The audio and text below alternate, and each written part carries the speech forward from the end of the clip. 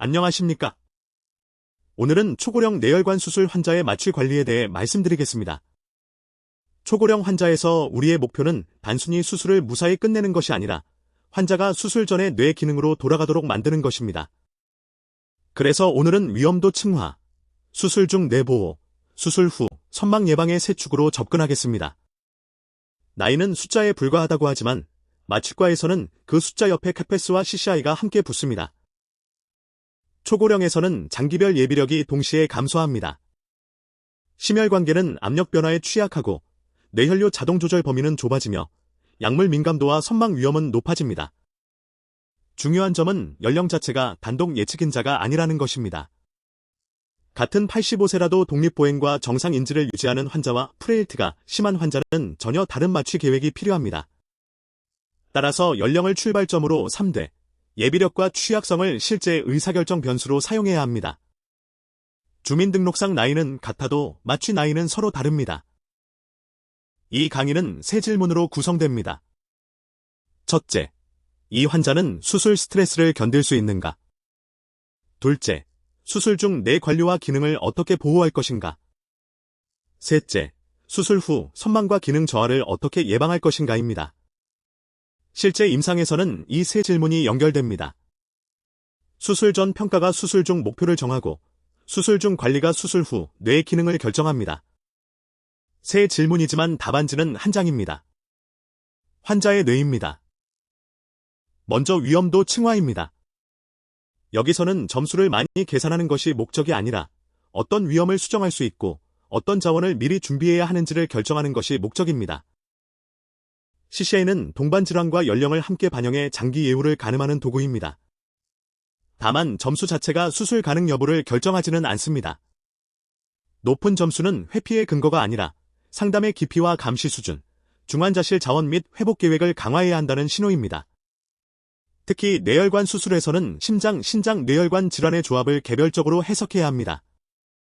점수가 높다고 수술을 취소하는 계산기가 아니라 준비를 더 하라는 알람입니다. 높은 CCI는 단순한 행정적 분류가 아니라 생리적 완충 능력이 적다는 뜻입니다. 수술 중 저혈압, 빈혈, 저산소증 같은 작은 사건도 회복에 더 큰 영향을 줄 수 있습니다. 따라서 고위험군에서는 사전 최적화, 침습적 감시, 조기 재활과 선망 예방번들을 한 묶음으로 계획해야 합니다. 초고령 환자에서는 작은 숫자 변화가 큰 임상 사건으로 번역될 수 있습니다. 프레일티는 근력, 이동성, 영양, 인지, 사회적 지지까지 포함하는 통합 지표입니다. CCI가 무엇을 앓고 있는지를 보여준다면 프레일티는 그 환자가 얼마나 회복할 수 있는지를 보여줍니다. 따라서 두 지표를 경쟁시키지 말고 함께 사용해야 합니다. CCI는 병력표를 보고 프레일티는 환자가 문을 열고 들어오는 모습을 봅니다. 패스는 짧은 시간에 적용할 수 있는 장점이 있습니다. 핵심은 급성 질환이 발생하기 전에 평소 기능을 기준으로 평가하는 것입니다.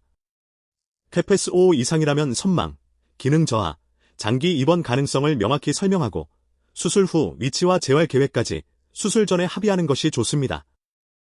캐패스는 사진 맞히기 시험이 아니라 환자의 평소 생활을 묻는 대화입니다.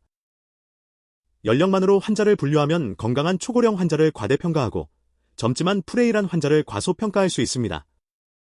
따라서 나이는 선별의 시작점으로 프레일티와 인지, 기능 평가는 실제 계획을 바꾸는 변수로 사용해야 합니다. 85세라는 숫자보다 장 보러 혼자 가십니까? 라는 질문이 더 많은 정보를 줄 때가 있습니다. 수술 전에는 인지 기준선, 선망 과거력, 감각 장애, 약물, 보행과 일상생활 기능을 확인합니다. 인지검사는 완벽한 진단을 위한 것이 아니라 수술 후 변화의 기준점을 만들기 위한 것입니다. 보청기와 안경, 수면, 통증, 탈수, 한콜린성 약물과 벤조디아제핀도 함께 검토합니다. 수술 전 인지검사는 시험이 아니라 수술 후 비교 사진을 찍는 과정입니다. 이제 수술 중 관리로 넘어가겠습니다. 초고령 뇌에서 중요한 것은 평균적인 정상값이 아니라 개인의 자동조절 범위와 뇌 기능 신호를 함께 보는 것입니다. 유도, 클리핑, 재관료, 각성은 각각 다른 위험 구간입니다.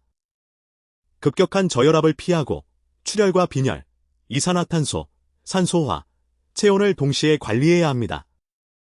특히 임시 클리핑 전에는 기준 혈압과 신경감시 신호를 확인하고 클립 해제 후에는 과관료와 출혈 위험도 함께 고려합니다.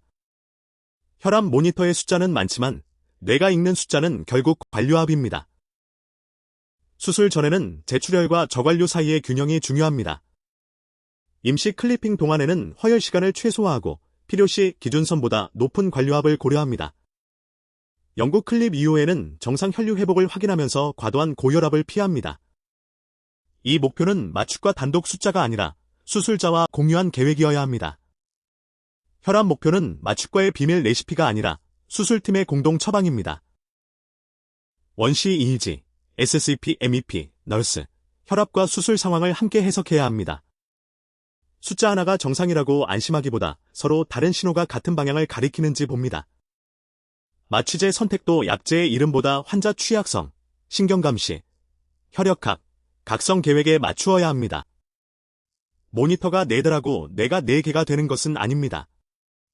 하나의 뇌를 4방향에서 보는 것입니다. 임시 클립 전에는 혈압, 산소화, 이산화탄소, 헤모글로빈과 신경감시 기준선을 확인합니다. 클립이 들어가는 순간 시간을 명확히 선언하고 경고 시점을 사전에 합의합니다. 신호 변화가 나타나면 관료압, 마취 깊이, 클립 위치와 해제 가능성을 동시에 검토합니다. 가장 중요한 보호 전략은 허혈 시간을 줄이고 빠르게 교정하는 팀워크입니다. 임시 클립 시간은 수술방에서 유일하게 모두가 같은 초를 세어야 하는 순간입니다. 자동 조절 곡선은 개인마다 다르고 고혈압, 뇌혈관 질환 노세에 따라 오른쪽으로 이동하거나 범위가 좁아질 수 있습니다. 따라서 모든 환자에게 같은 맵 목표를 적용하기보다 기준 혈압, 신경감시, 나스와 임상 상황을 이용해 개인화합니다. 교과서의 맵는 평균값이고 우리 앞의 환자는 평균 환자가 아닙니다. 나스는 국소적이고 정맥혈 비중이 높은 신호라는 한계가 있지만 추세 감시에는 유용합니다. 기준선에서 약 20% 이상 감소하거나 절대값이 낮아지면 센서, 머리 위치, 산소화, 이산화탄소, 혈압, 헤모글로빈, 심박 출량을 순서대로 확인합니다. 단독 진단기가 아니라 조기 경보장치로 사용합니다. 나여스가 원인을 말해주지는 않지만 한번 확인해 보십시오라고 먼저 말을 걸어줍니다.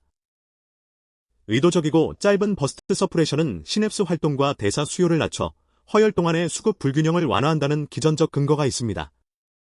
그러나 흡입 마취제의 컨디셔닝 효과와 BS 자체의 임상 효과를 동일시해서는 안 됩니다. 사람에서 기능적 예후 개선 근거는 제한적이므로 선택된 상황에서만 고려하고 혈류 회복과 관료압 최적화가 우선입니다. BS는 뇌 보호에 맞는 스위치라기보다 아주 제한된 상황에서 쓰는 절전 모드에 가깝습니다. 국소 허혈에서 계획적으로 짧게 유도한 BS는 대사 수요를 낮추려는 전략입니다. 반면 일상 마취 중 장시간 나타나는 BS는 과도한 마취 또는 뇌 취약성의 표지자일 수 있습니다. 관찰 연구에서는 선망과 연관되지만 BS를 줄인 무작위 시험에서 선망이 감소하지 않아 직접 인과로 단정할 수는 없습니다. 같은 파형도 맥락이 다르면 진단명이 아니라 문장의 뜻이 달라집니다. 바이스 40에서 60은 일반적인 참고 범위지만 모든 초고령 환자의 정답은 아닙니다. BS가 낮아질 때 원시 2에서 실제 서프레션이 있는지 확인하고 혈압, 체온, 약물 농도와 함께 해석합니다. 목표는 환자를 깨우는 것이 아니라 불필요한 기피를 줄이는 것입니다. 베이스 숫자와 싸우지 마십시오. 숫자 뒤에 EEG를 보시면 됩니다. BS 발생과 지속 시간은 연령과 뇌 취약성이 증가할수록 늘어납니다. 메타 분석에서는 POT와 연관되고 지속 시간이 길수록 위험이 커지는 경향이 있습니다. 다만 원인이라기보다 취약성과 깊은 마취가 함께 드러나는 신호일 수 있습니다. 원시 EEG를 보고 마취제를 적정하며 혈액학과 체온을 함께 교정합니다. 초고령 뇌는 마취제에 예민합니다. 조금 더가 생각보다 정말 더일 수 있습니다. 마지막은 선망 예방입니다. 선망은 수술 후 갑자기 생기는 사건처럼 보이지만 실제 예방은 수술 전부터 시작해 수술 중과 병동까지 이어져야 합니다. 진압력과 감각 지원, 반복 선별, 가족 참여, 수면 보호, 조기 운동, 수분 영양, 통증 조절을 함께 시행합니다. 어떤 단일 약물도 입원들을 대체하지 못합니다. 특히 안경과 보청기, 낮과 밤의 구분, 불필요한 라인 제거는 사소해 보이지만 실제로는 뇌가 환경을 재구성하는 데 중요한 신호입니다. 선망 예방에서 가장 값비싼 장비가 보청기보다 항상 우월한 것은 아닙니다. 근거가 비교적 일관된 영역은 위험도 평가, 다요소 비약물 중재, 과도한 마취와 불필요한 약물을 피하는 것입니다. 덱스머디토미드는 선택된 고위험 환자에서 고려할 수 있지만 섬액과 저혈압을 봐야 합니다. 에스케터마인은 특정 신경축마취 관절 수술 연구에서 유망했으나 결과가 일관되지 않아 일상적 예방약으로 권고할 수 없습니다. 선망 예방 약제의 순위표를 만들고 싶지만 1위는 여전히 팀워크입니다. 덱스머디토미드는 가장 일관된 예방 신호가 있지만 모든 환자에게 쓰는 약은 아닙니다. 프로포팔은 좋은 진정제이나 과도한 기피와 서프레션을 피해야 합니다. 케터마인과 이스케터마인은 근거가 불일치하며 레미모졸럼도 예방 효과가 확립되지 않았습니다. 벤조다이에저핀은 적응증이 분명한 경우를 제외하면 최소화합니다. 마취제 중에 선망을 혼자 해결하는 영웅은 없습니다. 조연을 주연으로 쓰면 부작용이 생깁니다. 정리하겠습니다. 수술 전에는 나이보다 예비력과 프레일트를 평가합니다. 수술 중에는 개인화된 관류압, 신경감시와 적정 마취 깊이로 뇌를 보호합니다. 수술 후에는 다요소 번들로 선망과 기능 저하를 예방합니다. 이 세 단계는 별개의 체크리스트가 아니라 하나의 연속선입니다. 좋은 마취는 수술실 문이 닫힐 때 끝나는 것이 아니라 환자가 다시 걷고 대화할 때 완성됩니다. 주요 가이드라인과 연구는 이 슬라이드에 정리했습니다. 세부 수치나 연구 설계에 대한 질문이 있으면 질의응답에서 함께 보겠습니다. 마지막으로 한 문장만 남기겠습니다. 나이는 위험의 출발점일 뿐, 결과를 좌우하는 것은 예비력, 뇌관류, 그리고 마취 깊이입니다. 경청해 주셔서 감사합니다. 질문을 받겠습니다. 마취과 의사가 가장 좋아하는 결말은 환자가 원래 모습으로 돌아왔다입니다.